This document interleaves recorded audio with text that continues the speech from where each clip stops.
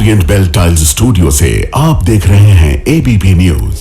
नमस्कार, ABP news पर हाजिर हूं मैं रुमाना इसार खान। खबर दिन भर देख रहे हैं आप और बुलेटिन की शुरुआत इस वक्त की बड़ी खबर से हम करने जा रहे हैं। वोटर लिस्ट विवाद को लेकर सोनिया गांधी को अदालत की तरफ से नोटिस दिया गया है। सोनिया गांधी को राउज एवेन्यू कोर्ट ने नोटिस जारी किया है।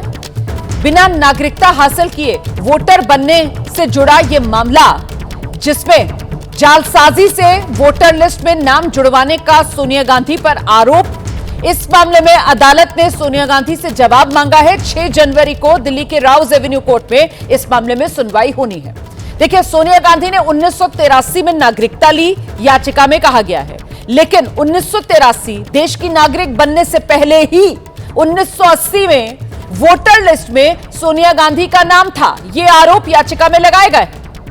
बिना नागरिकता हासिल किए वोटर लिस्ट में नाम कैसे, ये वो सवाल है जिसको लेकर घेराबंदी याचिका में सोनिया गांधी की गई है।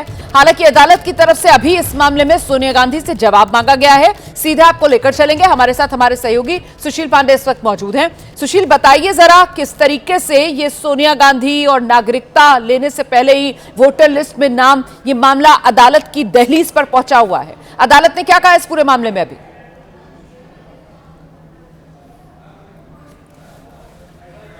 अभी ने 30 अप्रैल 1983 को नागरिकता हासिल की थी, जबकि उनका नाम 1980 की वोटर लिस्ट में शामिल था।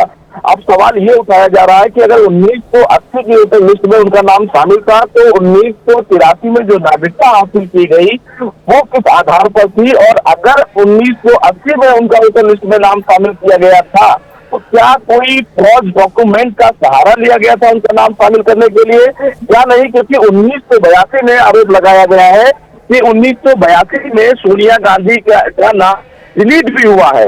तो इन तमाम पहलुओं की जांच के लिए एफआईआर दर्ज करने की मांग की गई है। विकास त्रिपाठी एक वकील है, उन्होंने ये याचिका दाखिल की थी। हालांकि राउज एवेन्यू कोर्ट के मजिस्ट्रेट कोर्ट ने फिलहाल उनकी इस याचिका को खारिज कर दिया था, लेकिन अब सेशन कोर्ट ने इस मामले में सोनिया गांधी और दिल्ली पुलिस दोनों को नोटिस जारी किया है। तो इसमें सोनिया गांधी के साथ साथ और किससे इसमें जवाब मांगा गया है? क्योंकि अब 1980 में वोटर लिस्ट में नाम कैसे जुड़ा, 1982 में वो नाम कैसे कट गया, जबकि नागरिक सोनिया गांधी 1983 में बन रही है। तो ठीक है, एक सोनिया गांधी का पक्ष इसमें जो उनसे पूछा गया है, लेकिन साथ ही साथ कहीं ना कहीं जांच एजेंसी जिससे इस मामले में जवाब मांगा गया या चुनाव आयोग जिससे इस मामले में जवाब मांगा गया, इसको लेकर क्या डिटेल्स हैं? हाँ जी, देखिए, क्योंकि पूरे मामले में फर्जी डॉक्यूमेंट का सहारा लेकर आरोप लगाया गया है कि उन्होंने नाम शामिल करवाया है, इसलिए दिल्ली पुलिस को इसमें पक्षकार बनाया गया है। दिल्ली पुलिस को भी राउज एवेन्यू कोर्ट की जो सेशन अदालत है उसने नोटिस जारी किया है और दिल्ली पुलिस से भी ये जवाब मांगा है कि वो जांच कर बताए कि जो आरोप लगाए गए हैं क्या उन आरोपों में सच्चाई है या नहीं। तो अब दिल्ली पुलिस और सोनिया गांधी दोनों लोगों को फिलहाल राउज एवेन्यू कोर्ट की जो सेशन कोर्ट है उसने नोटिस जारी किया है।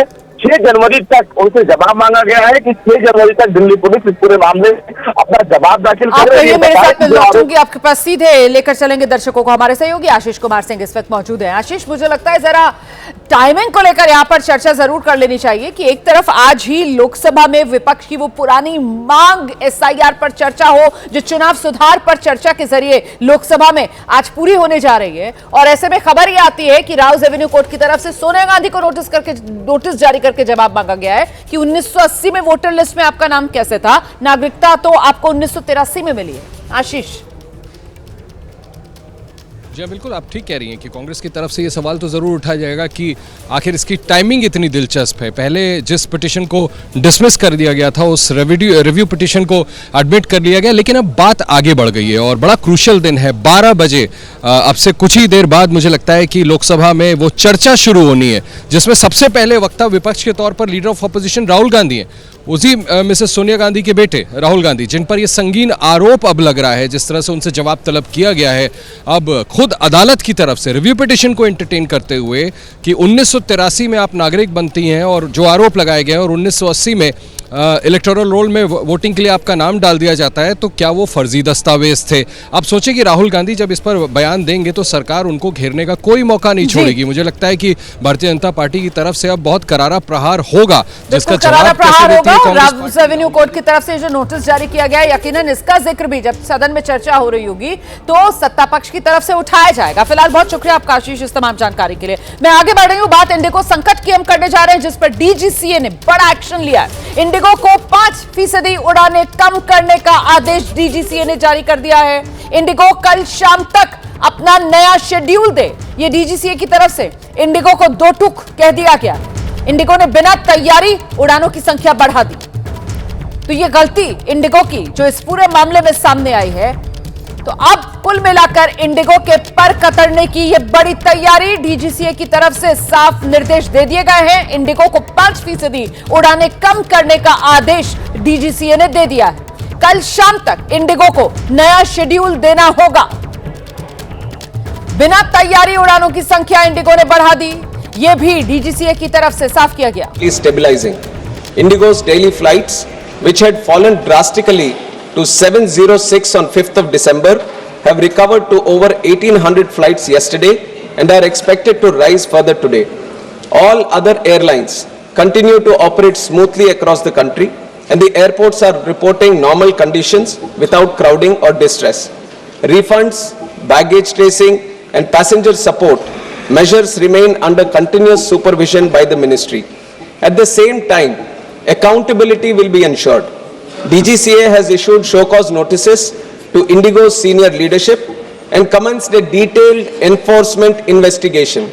Depending on the outcome, strict and appropriate action as empowered under the aircraft rules and act will be taken. No airline, however large, will be permitted to cause such hardship to passengers through planning failures, non-compliance or non-adherence to statutory provisions.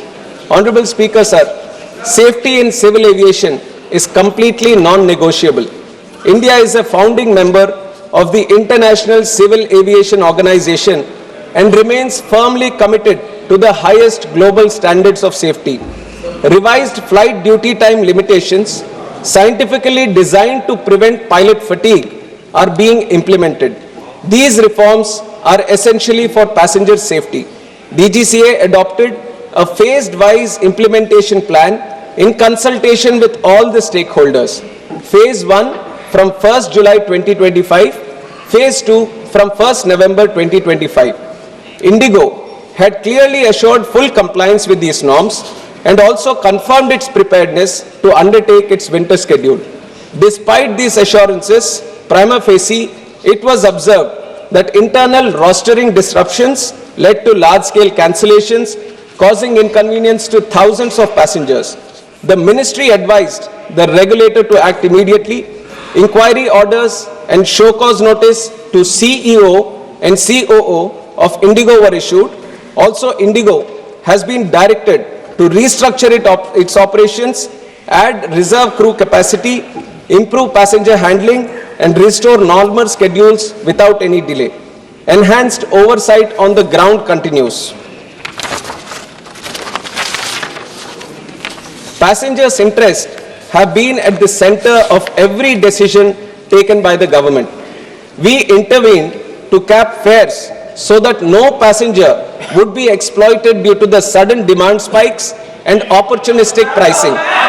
Indigo was ordered to issue refunds promptly, and as informed by them, more than 750 crore has already reached the passengers.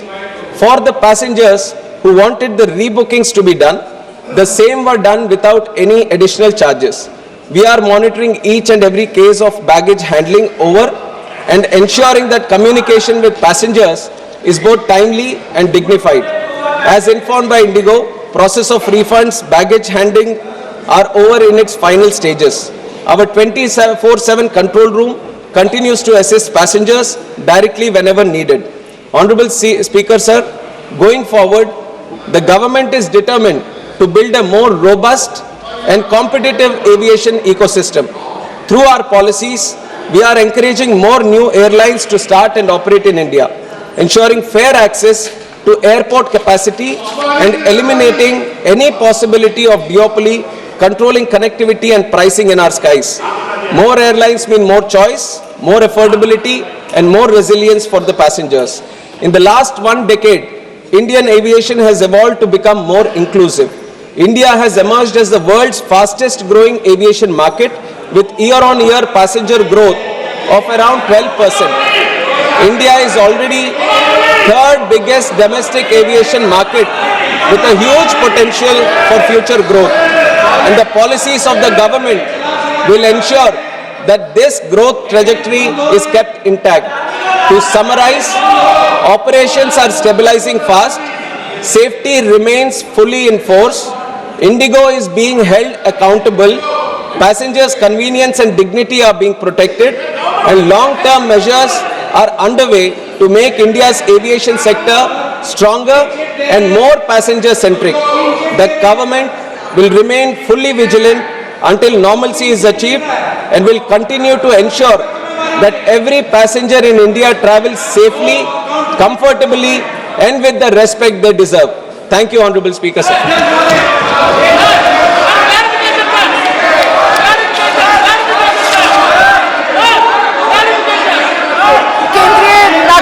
मंत्री राम मोहन नायडू ने जवाब दिया है लोकसभा में और उनकी तरफ से साफ तौर पर यह कहा गया है कि अब हालात सामान्य हो रहे हैं। वो कह रहे हैं कि देखिए, नए नियम जो लागू किए गए थे फ्लाइट ड्यूटी टाइम लिमिटेशन को लेकर, उसी के चलते इंडिगो ने पहले भरोसा दिया था कि नए नियम के हिसाब से सब कुछ सुचारू रूप से चलेगा, लेकिन इंडिगो इस भरोसे पर खरा नहीं उतर पाया।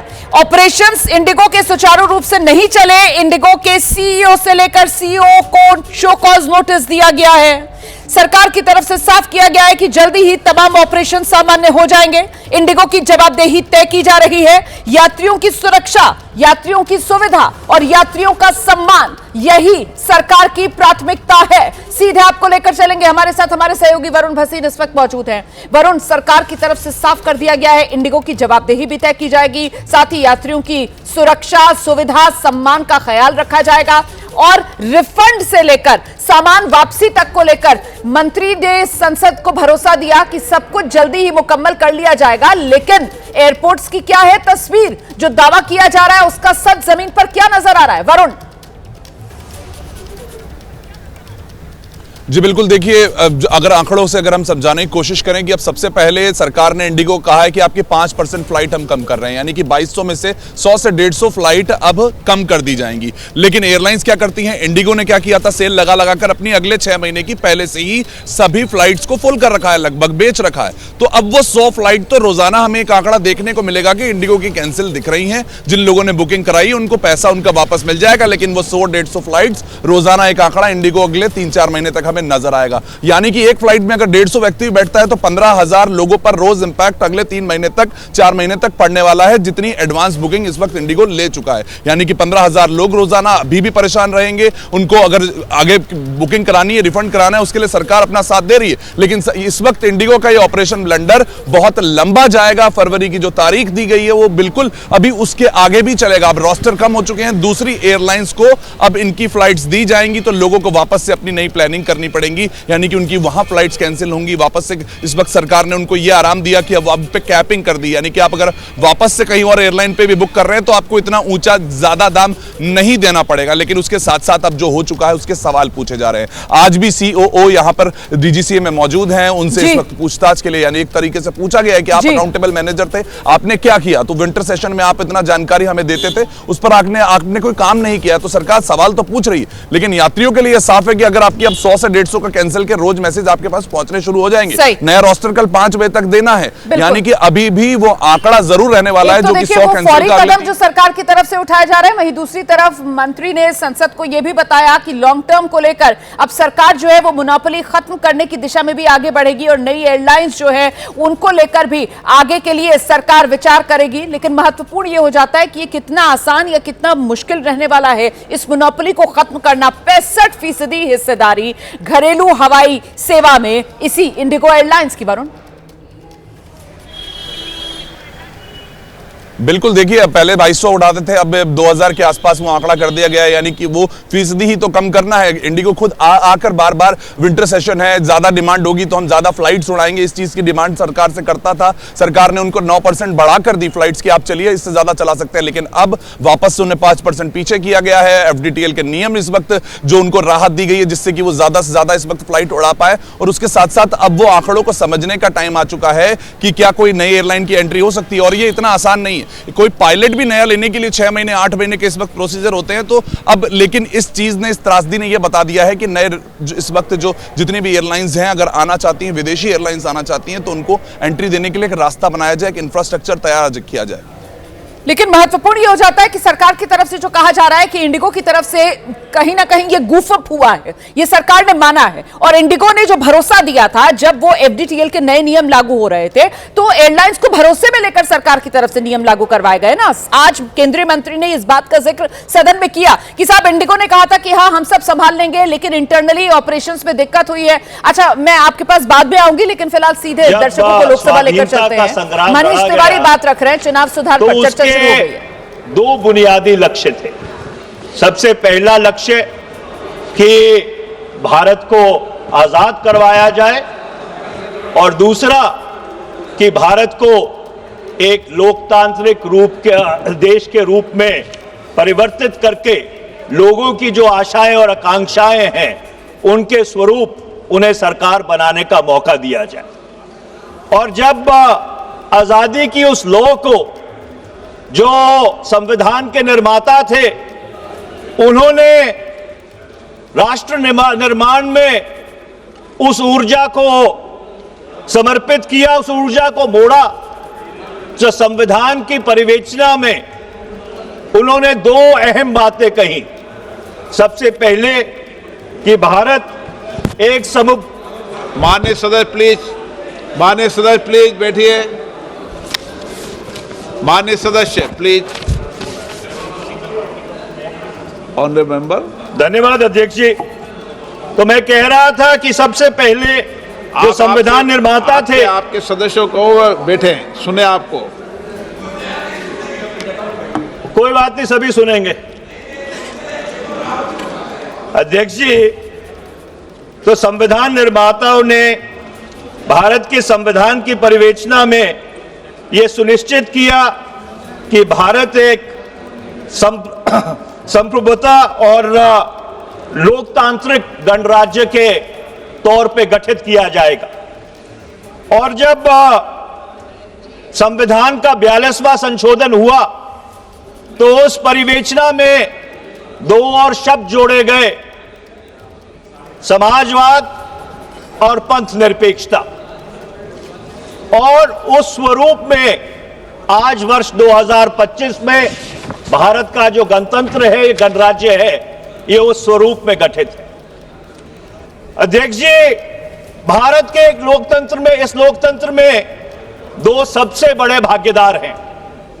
एक अवाम, 98 करोड़ वो लोग जो मतदान करते हैं, और भारत के राजनीतिक दल जो विशेष तौर के ऊपर उस चुनाव में हिस्सा लेते हैं।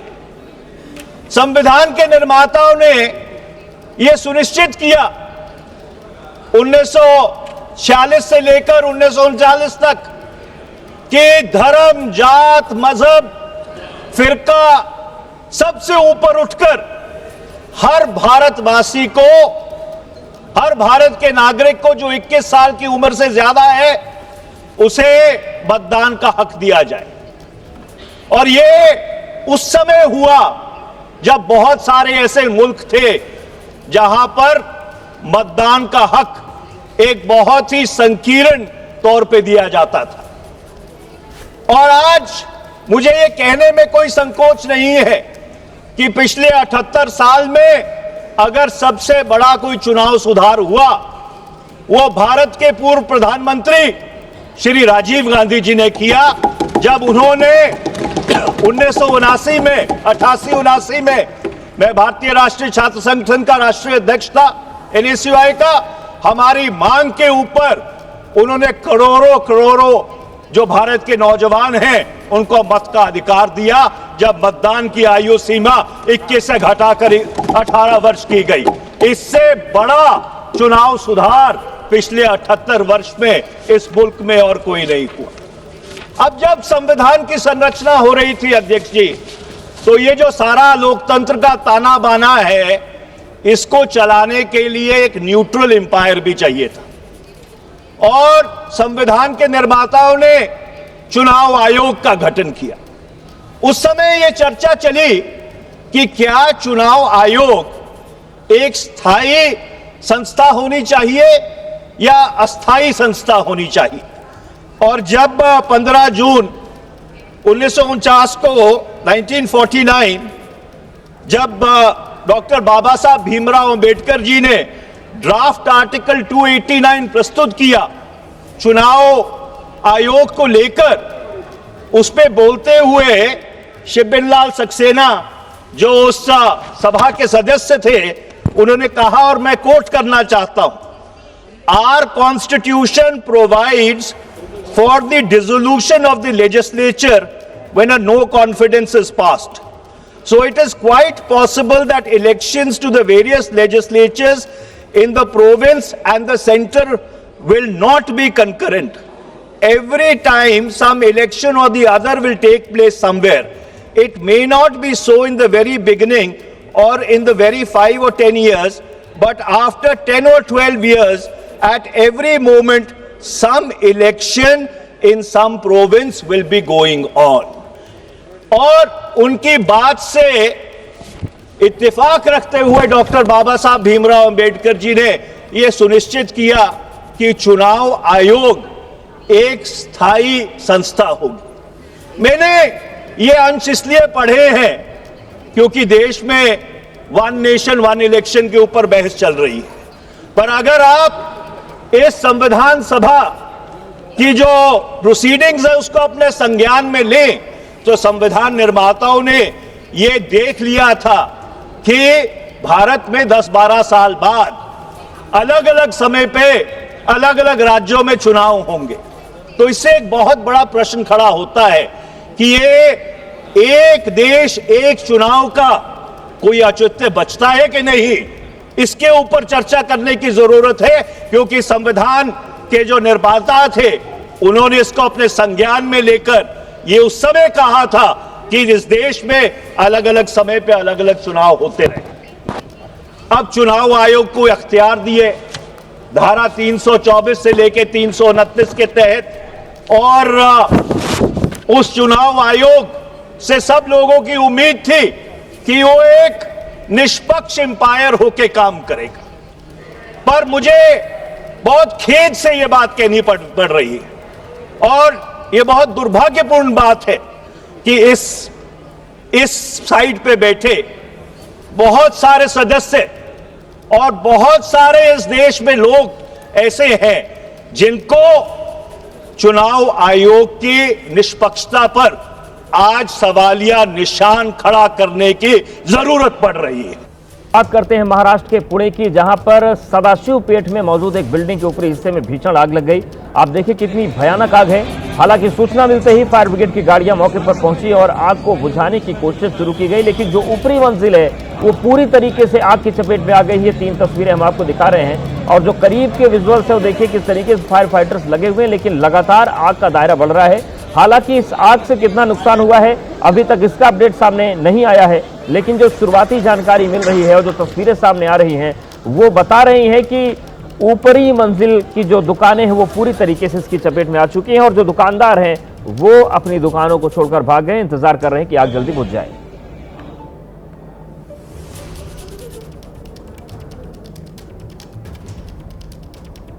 और इस बीच बड़ी खबर है, योगी सरकार का घुसपैठियों पर फुल प्रूफ एक्शन का प्लान तैयार हो गया है। घुसपैठियों का डेटाबेस तैयार करेगी योगी सरकार। देश में पहली बार घुसपैठियों का डेटाबेस तैयार होगा उत्तर प्रदेश में, और यूपी में पकड़े गए घुसपैठियों की बायोमेट्रिक प्रोफाइल बनाई जाएगी। हमारे सहयोगी विवेक जुड़ गए। विवेक, क्या जानकारी मिल रही है इस खबर को लेकर? देखिए, पिछले एक हफ्ते से मुख्यमंत्री घुसपैठियों को लेकर के एक्शन की बात कह रहे हैं। उन्होंने सबसे पहले नगर निगमों को इस बात को लेकर के आदेश दिया था और आज जो सोर्सेज बेस्ड जो जानकारी निकल के सामने आ रही है उसमें घुसपैठियों की पूरी एक लिस्ट बनाने की बात मुख्यमंत्री ने आदेशित किया है अधिकारियों को। और इसमें यह भी कहा गया है कि एक नेगेटिव लिस्ट बनाई जाए और जो भी घुसपैठिए मिले उनका जो भी फिंगरप्रिंट है, उनका जो आई प्रिंट है, वो चीज़ें ली जाए और उसका एक पूरा ऐसा डेटाबेस तैयार किया जाए जिसको जरूरत पड़ने पर पूरे देश में उसका इस्तेमाल किया जाए और ये लोग दोबारा से इनकी एंट्री भारत में ना हो, इस बात को लेकर के खासा ख्याल रखा जाए और ये कहीं भी इनको ट्रैक किया जा सके। बहुत शुक्रिया आपका विवेक जानकारी और अपडेट्स को देने के लिए। तो बड़ी खबर है और बड़ी खबर यह है कि उत्तर प्रदेश में पहली बार बायोमेट्रिक प्रोफाइलिंग होगी घुसपैठियों की और योगी सरकार ने इस बात की तैयारी कर ली है। तो ये बड़ी खबर है, योगी सरकार ने घुसपैठियों पर फुल प्रूफ एक्शन का प्लान तैयार किया है। घुसपैठियों का डिजिटल डेटाबेस तैयार होगा और यह देश में पहली बार हो रहा है।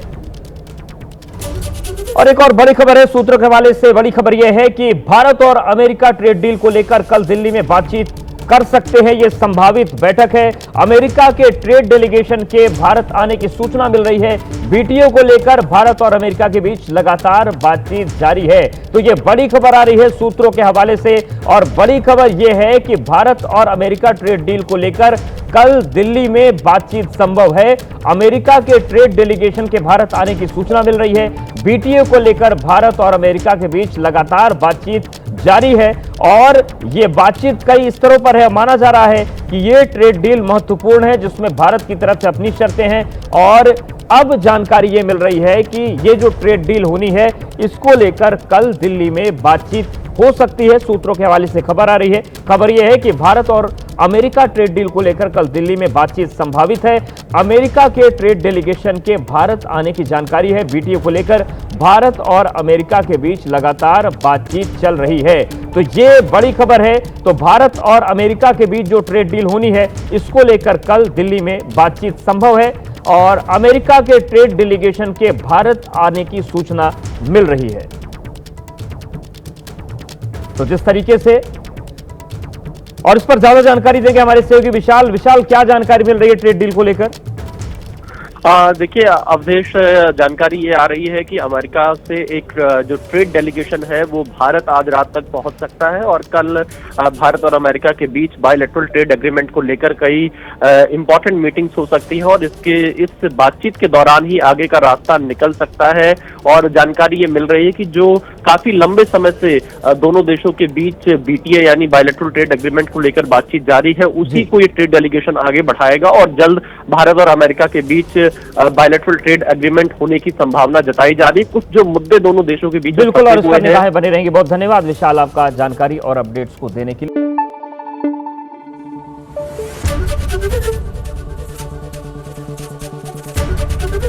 एबीपी न्यूज आपको रखे आगे।